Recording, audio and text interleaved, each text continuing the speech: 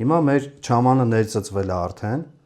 ոնց որ մենք ասացինք սկզբից, պետք չի ընդհանրապես խառնել։ Եթե մենք սկզբից խառնեինք, ինքը գնդեր էր տալու։ Այդ գնդերը ինքը արդեն արտաքին տեսքի վրա սենց բշտիկներ էր եղվալու, որը որ ճիշտ չի։ Հիմա մենք առաջին անգամ, երբ որ ներծծվել է, արդեն նայեք, սենց իջել է ինքը ջրի տակ։ Շատ սիրուն, այսենց մենք իրան արդեն խառնում ենք չամանը, այսենց շատ լավ է, մենք իրան արդեն լավ զգում ենք, գնդիկներ չկա ընդհանրապես, որը որ ամենակարևորն է, չաման այսենց խառնելուց հետո, այսենց, իրան թողնելու ենք, երևի մի կես ժամ մնա արդեն, կես ժամից հետո ինքը դառնալու է ժելեի նման շատ սիրուն։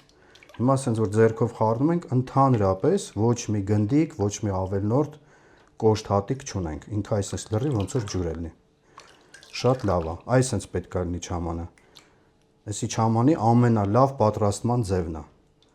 Թողում ենք ինքը 10 րոպե, 15 րոպե ներծծվի, դրանից հետո այսպես խառնում ենք իր առաջին խառնելն, առաջին անգամ այսպես խառնում ենք։ Շատ լավ է այսպես։ Իրան մենք կթողնենք կես ժամ ինքը կմնա,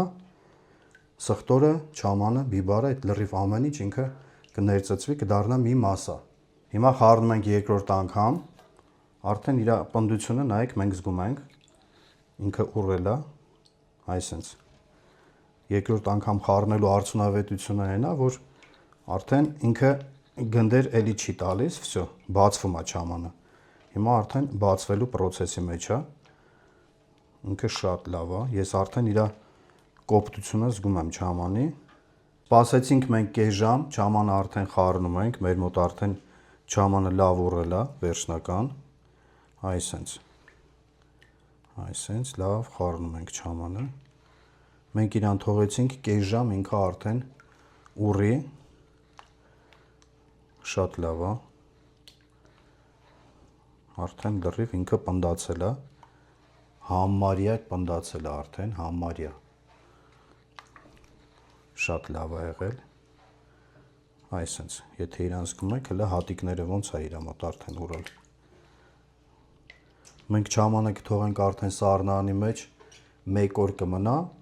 վաղը նոր մի հատ կխառնենք ու կգցենք մեր միսը չամանի մեջ արդեն։ Փակում ենք մեր չամանը,